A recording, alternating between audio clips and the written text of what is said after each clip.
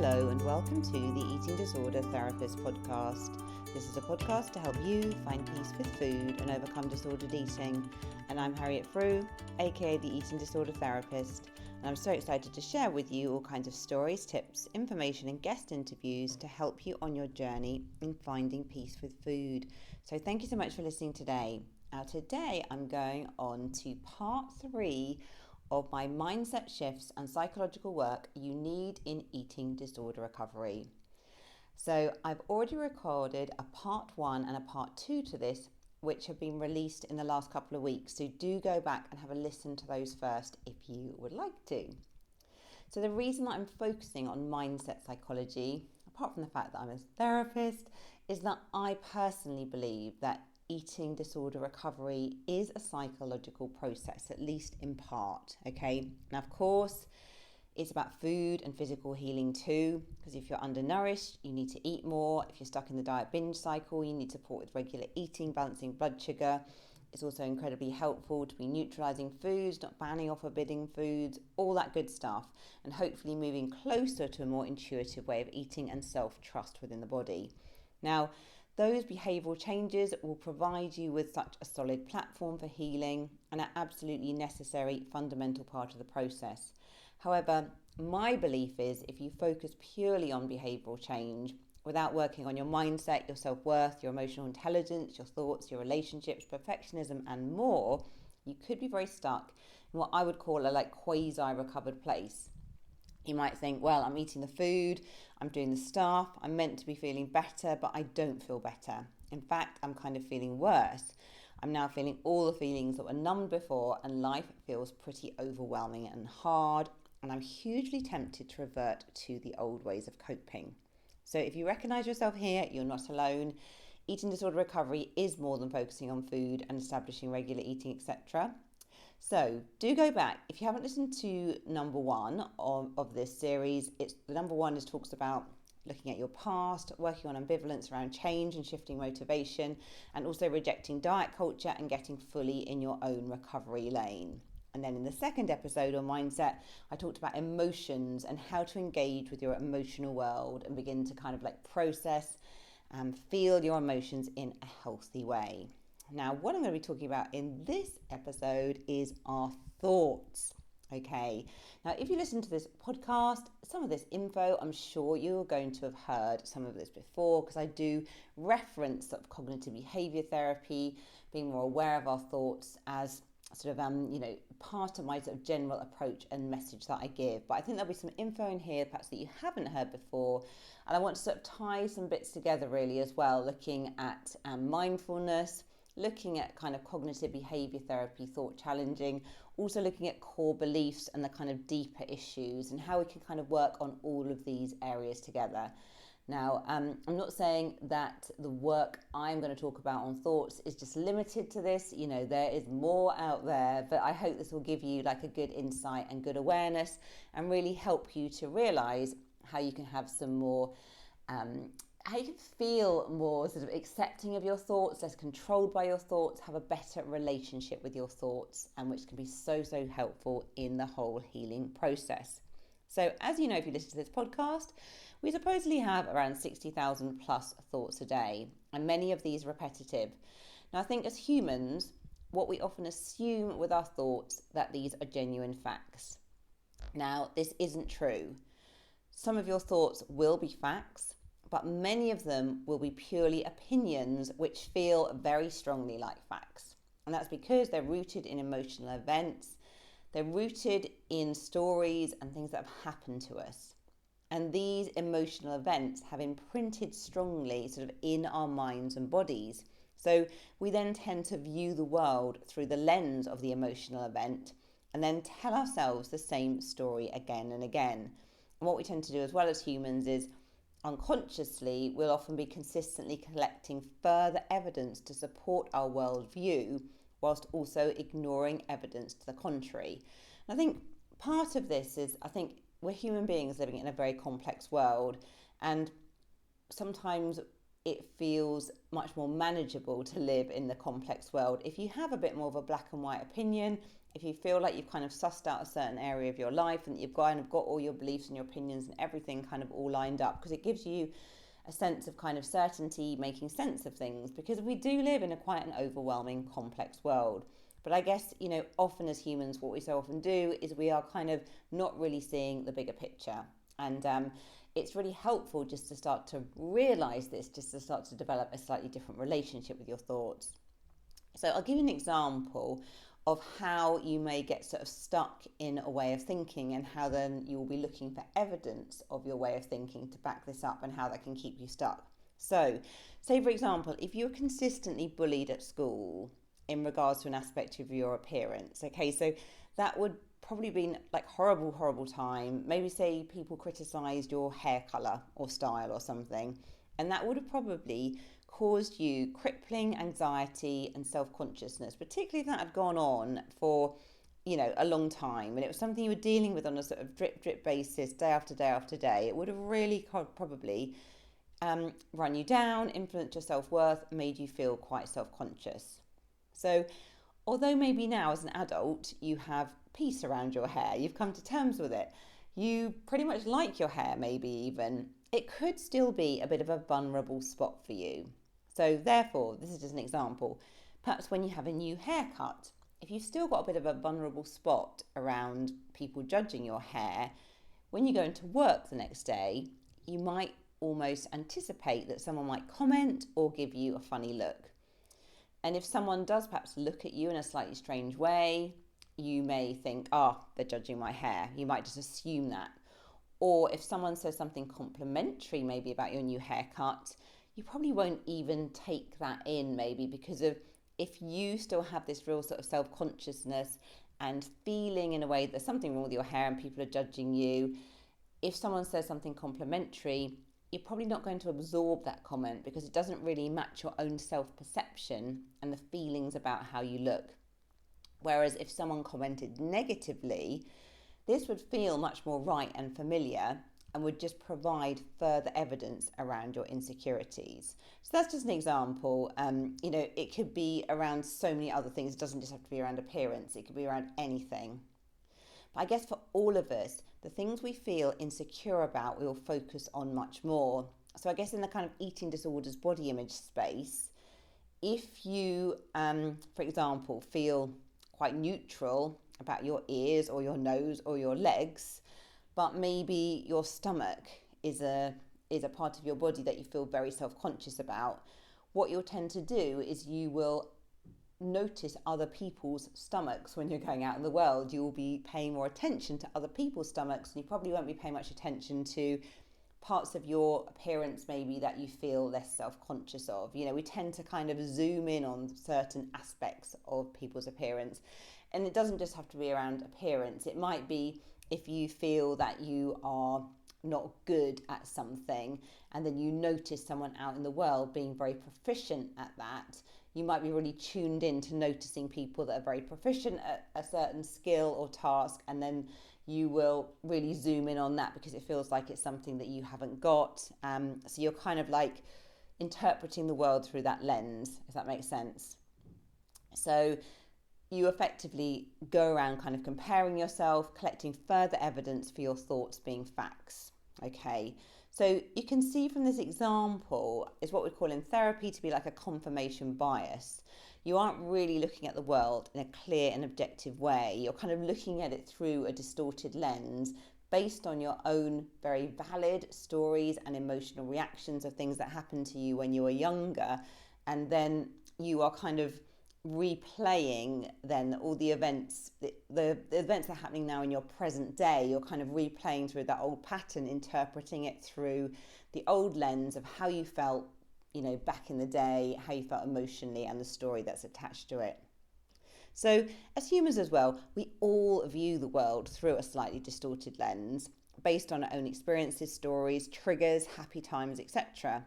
And if you could track your thoughts over the course of a day, you probably as well stick to similar thinking patterns around similar topics. I think as humans as well, we get stuck in kind of thinking ruts in a way. There's certain things we tend to focus on, think about, go over and over in our minds a lot of times during the day.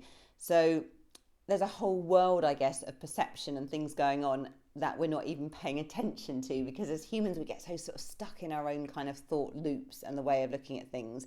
And I guess if you've got a fairly upbeat, positive mindset and you're feeling good, that could be a pretty good thing. But if you're kind of stuck in a place where you're constantly comparing, you're thinking about food, you're not feeling good enough, etc., and you've got that on repeat, of course that's going to have so much more of a negative impact.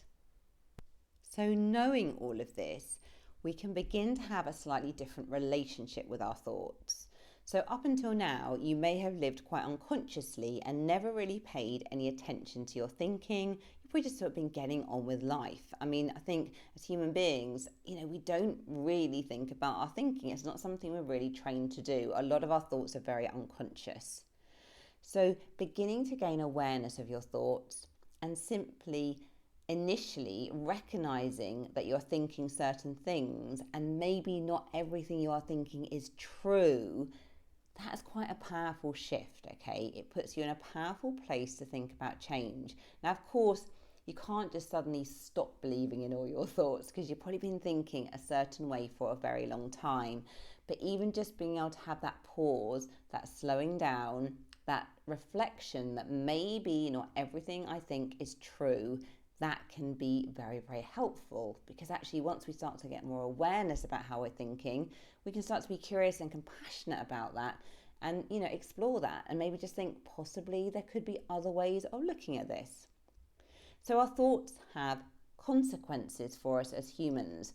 So with 60,000 plus thoughts a day and many of these thoughts being repetitive, you can see as well the power of negative thoughts if they start to gather momentum.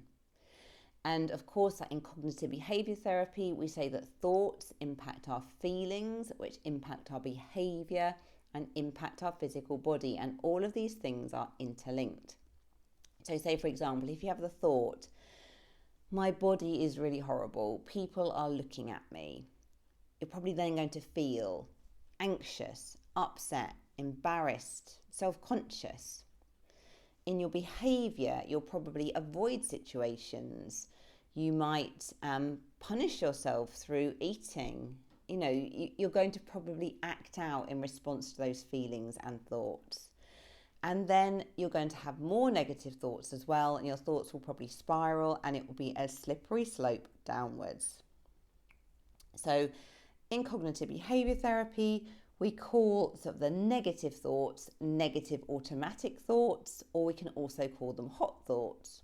So negative because they're largely negative, automatic because we don't really think about thinking them, they're just sort of running unconsciously in our minds, and hot because they produce a strong emotional reaction.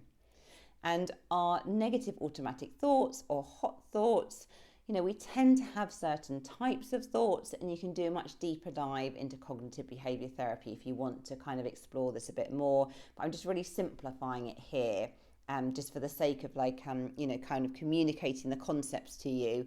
But things like with our negative thoughts, we have very much thoughts like all or nothing thinking. So if I eat one biscuit, then I've completely blown my diet or something. It's very kind of black and white, all or nothing. Labeling is another one. You might say, I'm such a greedy pig or something. You might call yourself a horrible name. Another one's catastrophization. That's when you're anticipating that the worst possible thing is going to happen. So maybe your boss gives you a kind of cold stare, and then you start to think, oh my goodness, I've done something really wrong. And before you know it, you're thinking about losing your job and not being able to kind of pay your mortgage, etc. It all kind of catastrophizes. Okay. So thoughts, feelings, and repeated behaviors also influence how we feel about ourselves deep down. And you can describe your deepest beliefs about yourself as core beliefs. Often these are things like, I'm not good enough, I'm unlovable, I'm worthless, things like that. I'm going to talk a bit more about those later on. So firstly, time for a short advertisement break. On the outside, you have it all together. You're successful, you seem happy, but what your friends and family don't see is that you're living in the vicious cycle of bulimia. You know that something needs to change. Your health depends on it, but you just don't know where to start or how to move forward. That's where Conquering Bulimia comes in. It's a one-of-a-kind online recovery course brought to you by certified eating disorder coaches Sarah Lee and Merritt Elizabeth. They know exactly what you're going through. They both recovered from bulimia and have teamed up with leading experts to create an online course with over 70 videos as a powerful addition to your recovery. Conquering Bulimia is private and self-paced, filled with personal stories and coaching tips that will teach you how to change your behaviours for good. It will challenge and inspire you, and it's affordable, offered at an incredible discount of over 60% of the cost of one-on-one coaching. Break free from bulimia on your terms and start living the life of peace you deserve at conqueringbulimia.com. Link is in the show notes. So how can you begin to have a different relationship with your thoughts? So the number one step here is developing awareness. So actually slowing down, observing your thoughts and developing almost that kind of meta relationship with them. So what I'm meaning there is that you're almost starting to kind of have that, you're kind of looking down on yourself almost. You're kind of imagining there's a speech bubble above your head and you can see all the different thoughts just like popping through your mind. So you might notice, for example, oh, I'm comparing myself to people again. So when you start to notice a thought like that, rather than judging yourself or going down a rabbit hole of negative thinking, what you might just do is just notice like, oh, that's really interesting. I'm doing that again. It's you just observing it with curiosity and compassion. And once you start to kind of notice these thoughts and kind of capture them, you can notice like how frequently are you having the thoughts? Are there particular things maybe that are triggering these kind of thoughts? So actually starting to have this awareness is really, really powerful. So to raise awareness, you do need to capture the thoughts somehow. So it could just be like slowing down and having that little bit of self-reflection. It could be writing things in a journal. Maybe setting a timer at different times of the day and recording a voice note or writing in your journal then, just noticing how you're thinking and feeling. It could be speaking out loud to a friend, maybe have a sort of accountability partner or something. There's any way that you can just start to capture your thoughts. So there's no right or wrong way to do this because I think we're all a bit different in terms of how we kind of like to become more self-aware. But I think a really key thing is it often requires slowing down and being more present. And this can be very hard at first. I think it's very common for people with eating disorders to live life at 100 miles an hour, filling every moment with doing, and really not having any time to think or process or be in touch with oneself. So this can be really, really hard to begin with. And sometimes people can feel a lot of anticipation and perhaps resistance to slowing down and tuning into thoughts because they're really worried that maybe they're not going to like what comes up in their head and, they feel a bit daunted by that. But I just sort of say to you really, as human beings, we all have all kinds of thoughts about all kinds of things. And actually, when you're blocking your thoughts, you are not really putting yourself in a good place with your mental well-being. I think often when people get depressed, they have been like blocking maybe their sort of sad thoughts and feelings. Often as well with anxiety, there's lots of thoughts sometimes that are under the anxiety and we're just in this kind of frenzied, anxious state, but we're not really kind of getting in touch with what's underneath. So slowing down is really, really helpful.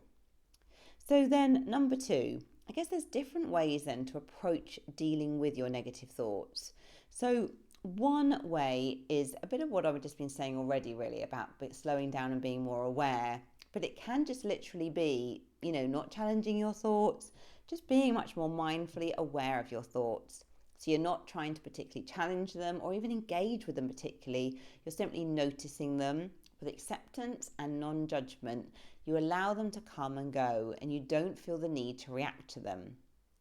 So for some people as well, they find that way of managing thoughts just really, really helpful, so starting to have that more kind of emotional distance from your thoughts, just noticing as they kind of ebb and flow and not getting kind of so hooked into their meaning and recognizing in a way that not every thought has to be acted on, just having that sort of more neutral relationship towards thoughts. Now, alternatively, you might find thought challenging helpful. So this is from cognitive behaviour therapy, where you capture your thoughts and then you use what we call Socratic questioning to challenge them. So with Socratic questioning, what you're trying to do really is take a step back and look at your thoughts in a slightly different way, to just like question them, to think about things a bit more rationally, to stand back and have a different perspective. Now, this doesn't mean just putting like a glossy, sort of toxic, positive spin on all your thoughts. It's not about like, let's just be really positive. It's more about trying to take a step back and think about things differently and more rationally, because often, as we were sort of saying earlier in the podcast, often we've got a lot of emotion attached to our thoughts, and that's why they feel so true. And actually, when you start to look at your thoughts in a more rational way, you can kind of realize, actually, maybe the way I'm thinking about this is not actually very logical, and you can start to, the thoughts start to have less power. So you can ask questions like, what's the evidence for this thought, and what's the evidence against this thought? You might ask yourself, what would I say to a friend in this situation? How would I like to feel about this? So an example, maybe you are walking down the street and you wave at someone and they ignore you. So you might have the thought, that they don't like me, they think I'm a really, really horrible person. So I guess you'd think about, okay, what's the evidence for that? What's the evidence against this?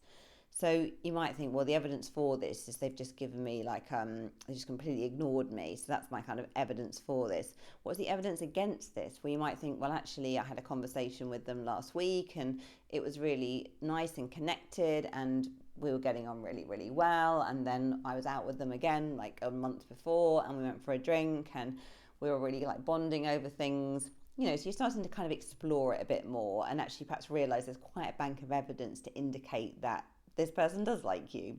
Okay. What would you say to a friend in this situation?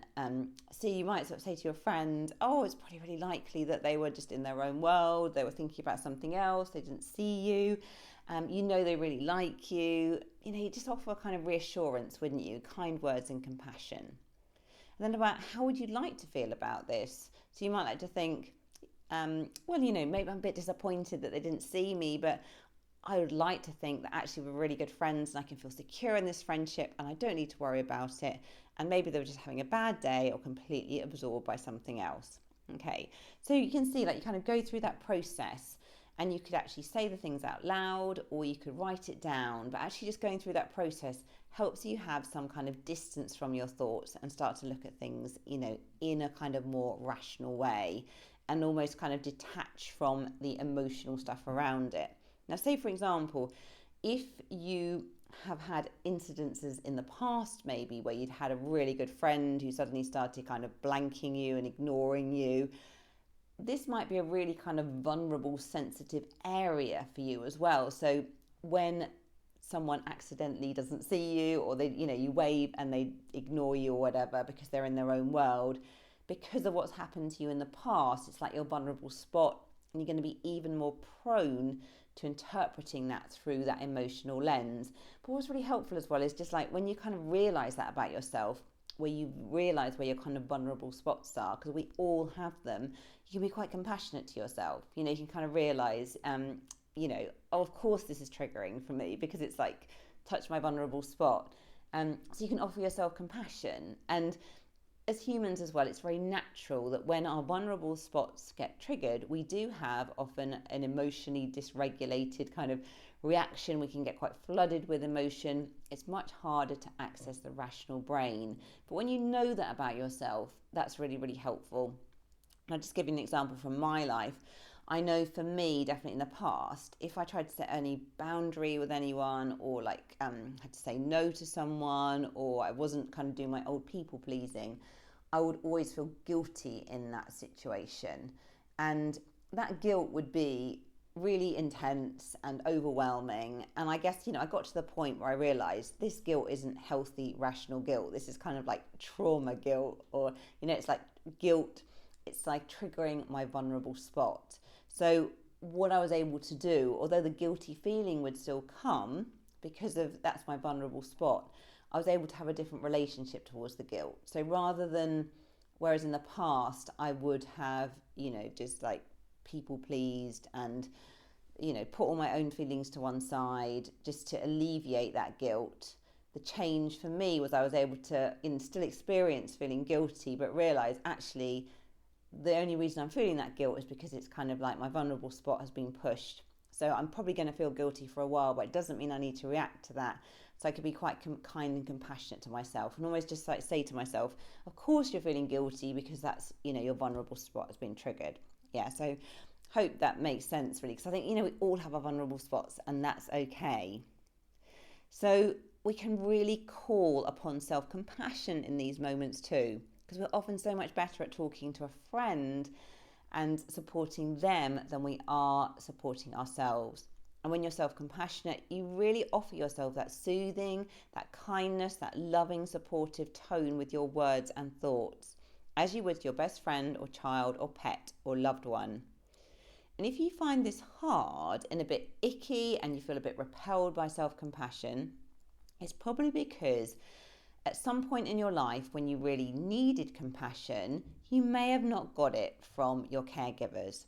Okay, you may have been told, when you were struggling, you might have been told, oh, don't be silly, or you're making a fuss, or maybe people were just too busy and you felt a bit ignored or overlooked. So you would have learnt then in a way that, these more kind of vulnerable feelings are to be kind of pushed down. You don't want to make a fuss, you don't want to kind of burden others, you don't want to be feeling these big feelings. So it's changing your relationship towards compassion. Okay, if when you offer yourself compassion, it feels a bit icky and a bit wrong, it doesn't mean it's wrong. It's just a new way that you are learning, okay? And research shows that being self-compassionate makes us so much more at peace with our mental health, our body image improves, we are less anxious, less depressed. And people worry sometimes that if they're self-compassionate, somehow they're going to become really lazy or ineffective. This is just not true. And think back to if you're supporting your best friend or a child or someone to learn a new skill, you would do that in a very supportive, encouraging way, and then the friend or the child would respond they would respond well to that by having that support and encouragement and compassion. Whereas if you were like telling off the person and shaming them, it's not going to make them want to kind of change or learn the skill. They're much more likely to become perhaps rebellious or to withdraw or like just give up and think, I'm not going to do it. So being self-compassionate with all of this, really, really important. And it's such a great skill to try and master. And I think as humans, we're just not great at it. So becoming more aware of your thoughts and also challenging them can be hard work, particularly when you're starting from a point of having little self-awareness. But please don't be discouraged by this, because you need to build up these emotional muscles slowly, and it does take a lot of repetition, okay? So you can't just suddenly be a bit more aware of your thoughts and suddenly kind of change them or just be more mindfully aware. It's a real process. I know for me, it's taken me a long time to get to a point where I can really tune in and be very, very aware of my thoughts. And I find as well that I can be quite knocked off course. If I'm in quite a peaceful, calm state where I'm not really interrupted by many people, when I'm in quite the flow of my day, where everything is going smoothly, so much more easy to be in touch with my thoughts and feelings. If the day becomes very, very busy, if there's lots of people around, if I'm having to run lots of errands, if I'm getting tired, if I've got lots of tasks to do, I notice myself sometimes. I can realize, I've gone down a kind of rabbit hole of negative thinking, and I don't realize I've done that until quite a few minutes down that path. And I've done a lot of work on myself, so I think I just want to just really give you lots of empathy and also encouragement to realize that this process does take time, and you need to be really patient with yourself, but not to give up when you don't feel that you're getting results or getting kind of traction with it all early on. So you might find that some of your thoughts are particularly hard to challenge, and this might be because these thoughts are rooted very much in your kind of core beliefs. So a core belief is just really, how do we feel about ourselves deep down in our core? Do we feel like we're good enough, worthy, lovable, acceptable, likable, etc.? Or do you perhaps feel not good enough? And I think many people with eating disorders don't feel good enough in some way. They don't feel good enough maybe, they don't feel lovable, they don't feel worthy, they don't feel deserving. So whatever your core beliefs are, you will tend to filter your life through this lens. So if you don't feel good enough, every situation you go into in your life, that I'm not good enough kind of lens has quite a lot of power to influence how you show up, how you engage, how you feel, how you interact, okay? And it's quite an unconscious thing. You're not probably always going around recognizing I'm not feeling good enough. So also as well, if you're not feeling good enough, even when objectively like more positive, good, trusting, connecting, happy things happen to you, you might find it really hard to trust in that. You might almost be waiting for the bad thing to happen. It might just feel very sort of unusual for everything to be going more smoothly. So if you're finding that you're really struggling to kind of challenge your thoughts, or you feel like, your thoughts are really quite overwhelming and you're just not making very much traction with a sort of Socratic questioning, you may need to look a bit more at your core beliefs. So it's trying to identify, I guess, as well, what are your core beliefs? So to try and get to a kind of core belief, you can, if you're having a negative thought in the present, so you might have a thought like, I don't know, I'm just a really greedy and lazy person, for example. And then the question to ask yourself is like, well, what does that mean to you? Okay, so that might then lead you to say, I have kind of no willpower, I'm not motivated to do anything, people don't like me or something. And then you might say then, well, what does that mean to you? And I guess what we'll normally find by asking yourself, what does that mean to you? What does that mean to you with each kind of statement is you'll get down to something like, I'm not good enough. And fundamentally, I'm not good enough is probably the pretty kind of big umbrella term that covers most core beliefs. So once you identify you're not good enough in whatever kind of words that it makes sense for you, it's trying to then think about, why don't I feel good enough, okay? And what is it that's happened in your life that's contributed to that? And it could be a whole mix of different things, okay? Because I think, we live in a world where we are strongly conditioned by diet culture. We have often been brought up in a family with not much understanding of mental health, with people doing the best they could at the time. But, it's very much kind of, if we're from the UK, British stiff upper lip, and we don't talk about emotions, and people are often busy and have multiple demands. And it's very easy, I think, to not get your emotional needs met, okay? So this isn't, again, like a big blame exercise, but it's trying to just really identify, like, why don't I feel good enough? What are the things in my life that have contributed to me not feeling good enough? And, I know for myself, one of my kind of relationships with one of my caregivers, I had a lot of negative, consistent feedback, probably on a daily basis over years. And this was from someone's opinion I really, really valued. And over the years, all of that has stacked up to quite a lot. And I really had internalized that very strongly. So it had a profound impact on how I felt about myself and how I interacted with the world. Now, once you can hone in onto the kind of root cause or the roots, because there might be several things, you can start to look at it through your adult eyes, and you can realize that probably a lot of these messages you were told, things that have happened to you, is not your fault. Probably you were kind of hurt by people who are hurt. I think, hurt people hurt people. If you were told a lot of kind of critical things, these are usually other people's projections. They're not really about you. Think about yourself as the little innocent child in that situation, or teen, or whatever age you were, and just have a lot of compassion for yourself.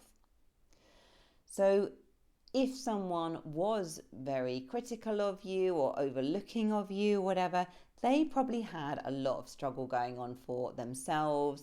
And I think the important thing is to realize it's not your fault. Because I think what happens as children, when we don't get our needs met, we tend to think, oh, there's something wrong with me, rather than blaming the adult, because that's just the way children cope. So it's just really helpful. You can have compassion for your caregivers or whoever it was. It might not be your family of origin. It might be things that happened at school or in other relationships. you can have compassion for people in those situations that have influenced your not feeling good enough. But the most important thing is that you have really compassion for yourself as well, and recognize actually maybe a lot of these messages that you were given or the care you received, it just wasn't really what you needed. It wasn't very emotionally supportive and validating and loving. Okay, so it's not your fault, but in a way, no wonder that you then didn't feel good enough. Okay, so you can start to just kind of like look at it all in your adult eyes, looking at yourself as a little child, and make sense of it. And also, once you can actually see this through the adult lens, you can start to realize actually, no wonder I don't feel good enough, but actually that's not the truth about me. That's just me absorbing all those messages and coming to that conclusion, but that doesn't mean that's true. So once you can start to have that kind of different relationship to what went on earlier in your life, it brings about that kind of possibility for change, because you can look at things in a different way and reevaluate things. Now, I know for myself, and I've talked a bit about this on the podcast before, I think, is that I know when I went to Australia, and I did a lot of reflection then. I actually kind of wrote a letter to both my parents when I was in Australia, which actually was very helpful and very healing. Now, I think writing a letter to a parent can be a very helpful thing to do. Sometimes it might be preferable to write a letter not to send, because I think when we write a letter to a parent or a carer, whoever it is that we feel we need to contact, because we want to just express all our emotions and get things off our chest and, really do a lot of that processing.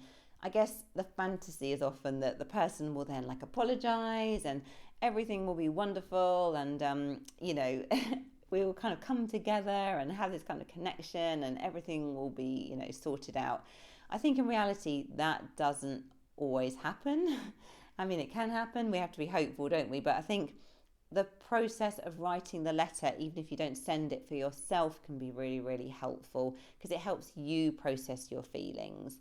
It helps you validate your feelings. It helps you really show up and be there for yourself, and start to accept as well, in a way that perhaps whoever you were looking for your kind of care and attention and validation, for whatever reason, they perhaps couldn't give that to you because they had their own struggles going on, they had their own hurts, their own sort of traumas, etc. But you can start to realize that wasn't about me, but now I can start to kind of give myself that care and love and attention that I didn't get, and I can kind of parent myself in a way that perhaps I didn't get parented from my caregivers. And I'm using the caregiver term very sort of broadly. It could be anyone in authority that had a significant influence on you in your sort of earlier life. And then I guess the third part is that little by little, you can begin to cultivate new beliefs and start to look at your life through I'm good enough lens, rather than noticing when you're not enough. And actually, once you change the focus and perception of how you view your life, you will begin to see that you were good enough all along. You were just missing it. You just weren't seeing it, okay? You were just looking for all the evidence before of not being good enough. And of course, this sounds like a simple process, but it's not very easy, and it takes a lot of practice and repetition. And you'll find as well that it'll be much easier in some circumstances compared to others.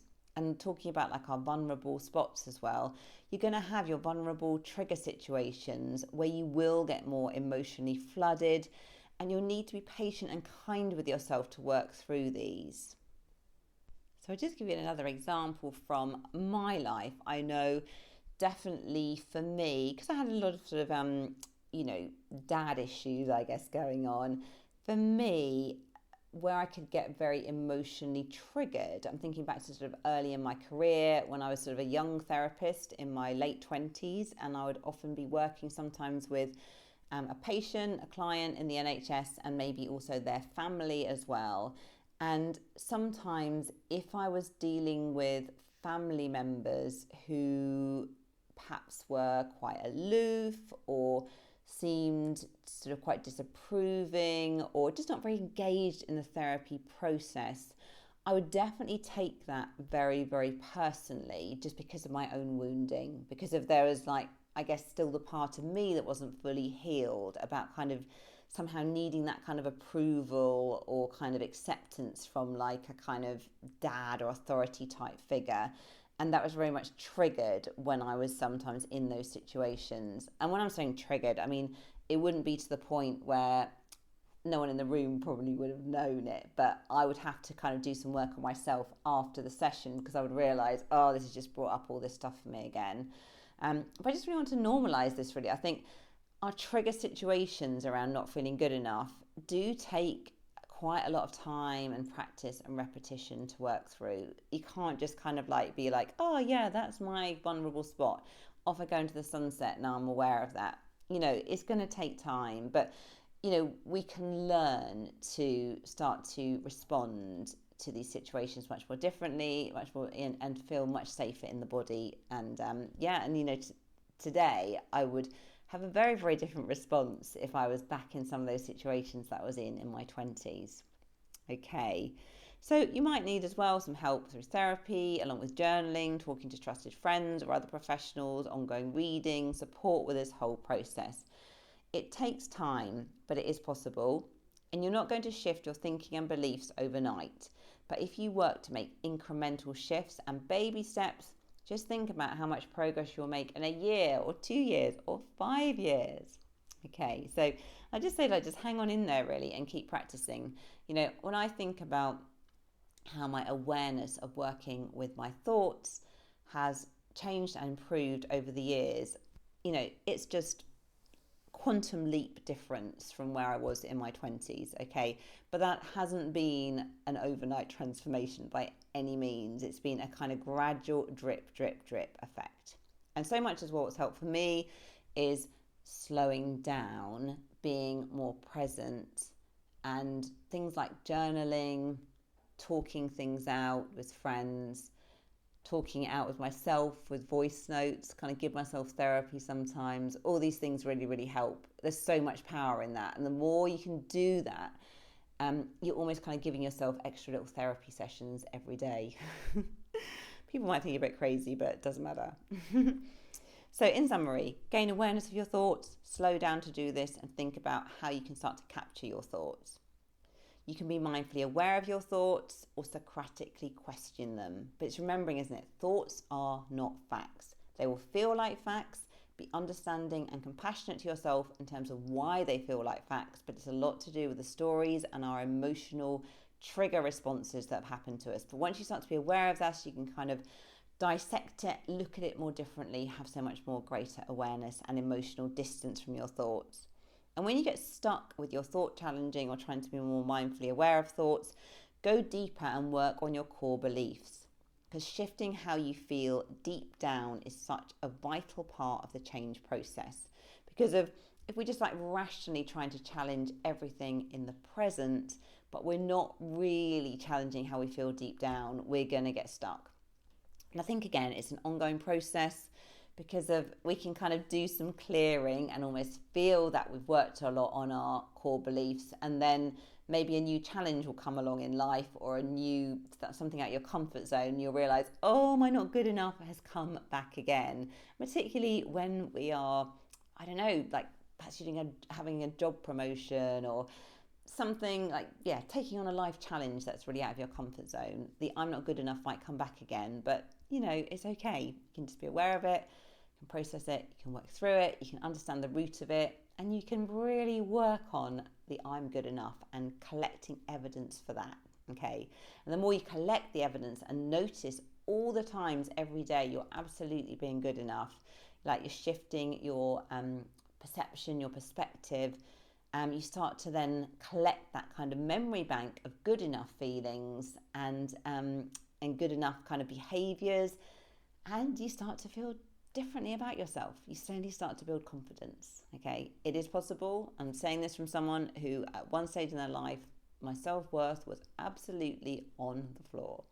Okay, hope you've enjoyed this episode. If you're not following me already on Instagram, do seek me out, the Eating Disorder Therapist _ and for further support with your relationship with food, do go to the eatingdisordertherapist.co.uk. If you enjoy this podcast, I would be so grateful if you'd follow, rate and review, as it helps it reach so many more listeners. And if you're a professional and you are a personal trainer, nutritionist, dietitian, counsellor, therapist, and you are interested in getting more information about working with clients with eating disorders and body image issues, my one-day trainings are now online, and the link is in the show notes. Okay, thanks so much for listening, and I look forward to sharing another podcast episode with you very soon.